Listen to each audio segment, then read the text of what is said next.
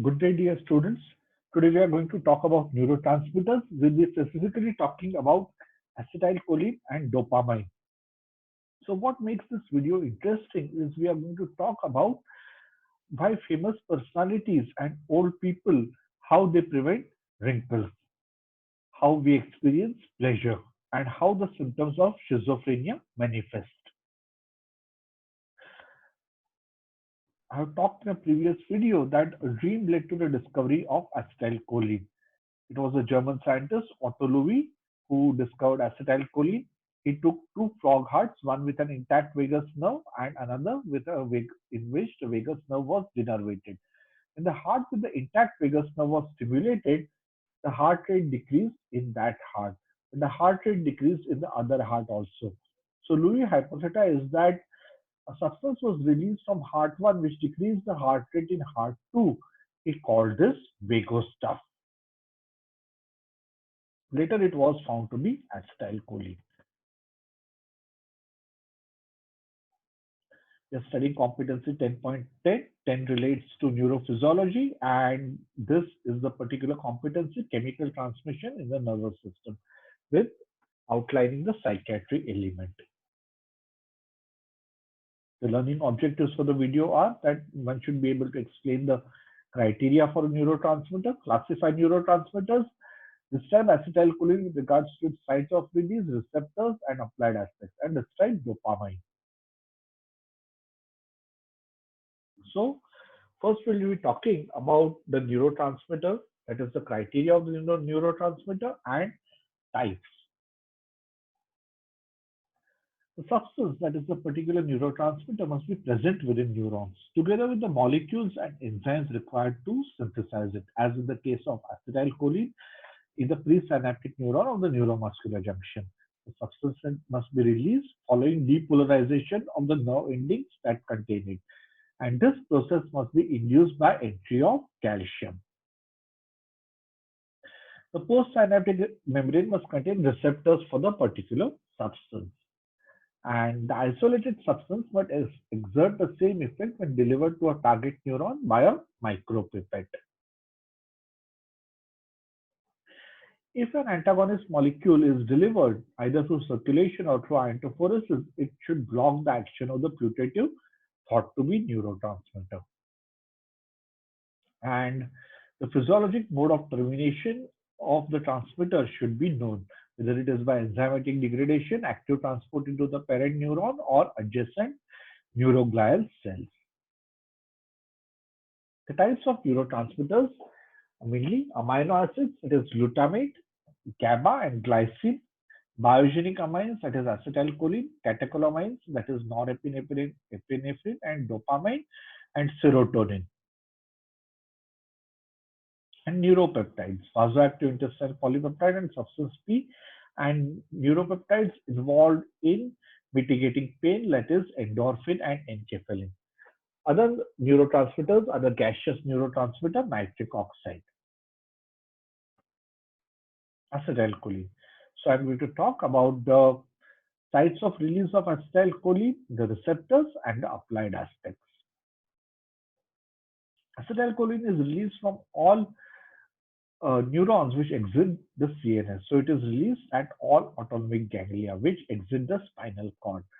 From the that is the preganglionic neurons which exit the spinal cord.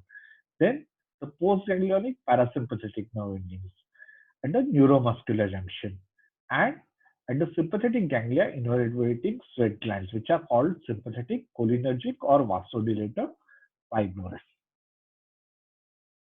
The receptors for acetylcholine are nicotinic. Nicotinic are of two types, at autonomic ganglia and at the neuromuscular junction. They are so called because they mimic the actions of nicotine. There are other types of receptors like muscarinic, which are M1 in the brain and M2 in the heart.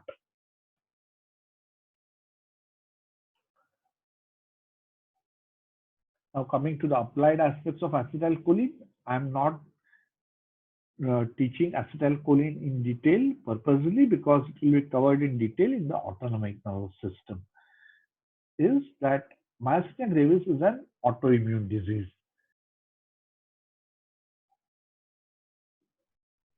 and occurs due to production of antibodies to the acetylcholine receptor. So these are the antibodies produced due to the acetylcholine receptor.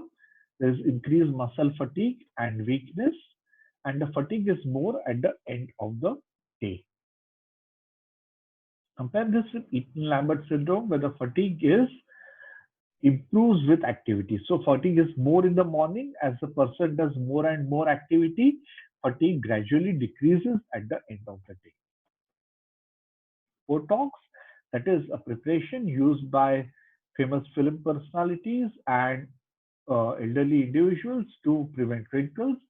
It prevents the release of acetylcholine and thereby it prevents wrinkles. And it is also used to treat spasm of the lower esophageal sphincter. Dopamine. Dopamine is implicated in a neuropsychiatric condition like schizophrenia. Dopamine is the neurotransmitter for hedonic pleasure. So when one experiences pleasure, then dopamine is responsible for it. So dopamine has three main functions. It is responsible for motivation, for reward, and for movement. The pathways of dopamine are the mesocortical system, which projects from the ventral tegmentum in the midbrain to the prefrontal cortex. Then the mesolimbic system, which projects from the ventral tegmentum to the nucleus accumbens. This is the one responsible for pleasure and reward, and unfortunately, it is also responsible for addiction. And the nigrostriatal pathway, which projects from the ventral tegmentum to the basal ganglia, to the stratum, that is the caudate nucleus, and the putamen. So the mesocortical pathway projects from the ventral tegmentum to the prefrontal cortex, mesolimbic system from the ventral tegmentum to the nucleus accumbens, and the nigrostriatal pathway from the substantia nigra to the striatum.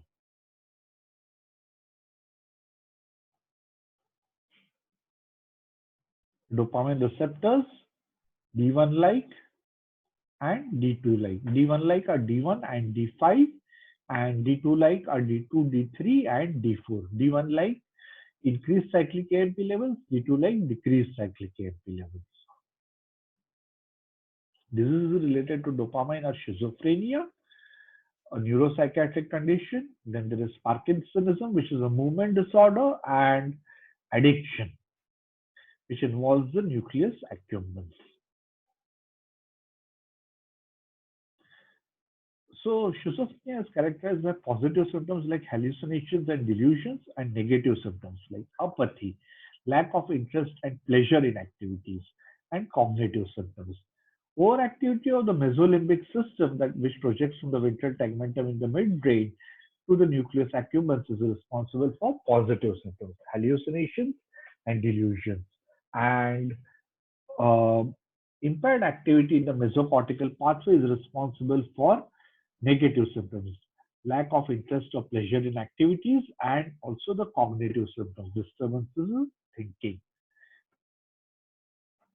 And overstimulation of dopamine receptors, D2, is implicated in schizophrenia. The D2 receptors are implicated in schizophrenia.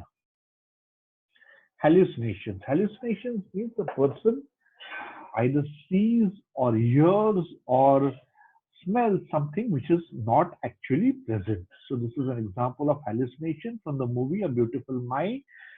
This is a Nobel laureate winning economist, John Nash, played by Russell Crowe. He won the Nobel Prize for Economics in 1994 for his game theory, but he had schizophrenia right from his days in Princeton University in USA in the 1950s. And here he's seeing a man who just doesn't exist and he keeps on repeatedly seeing him. This is a visual hallucination. Other positive symptoms are delusions, which are false firm beliefs. Negative symptoms in schizophrenia are apathy, that is, lack of interest or pleasure in activities, difficulty in dealing with novel situations, and little spontaneity or motivation. Drugs used in the treatment of schizophrenia. They belong to the class of typical antipsychotics, which include chlorpromazine, haloperidol, and fluphenazine, and atypical antipsychotics, which include risperidone, olanzapine, quetiapine, and others. And of course, the drug clozapine, which blocks dopamine D4 receptors and it is used for the treatment of treatment-resistant schizophrenia. So the take-home points: acetylcholine is released by all the neurons that exit the central nervous system. Dopamine is a neurotransmitter for hedonic pleasure. There are three main circuits: mesocortical, mesolimbic, and nigrostriatal pathway.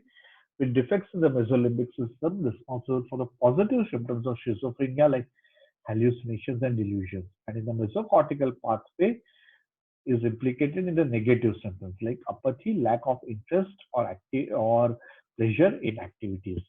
Schizophrenia is characterized by overstimulation of dopamine D2 receptors. However, the best drug, that is clozapine, which is used in the treatment of resistant schizophrenia, blocks dopamine D4 receptors. Thank you and have a good day. Enjoy the day.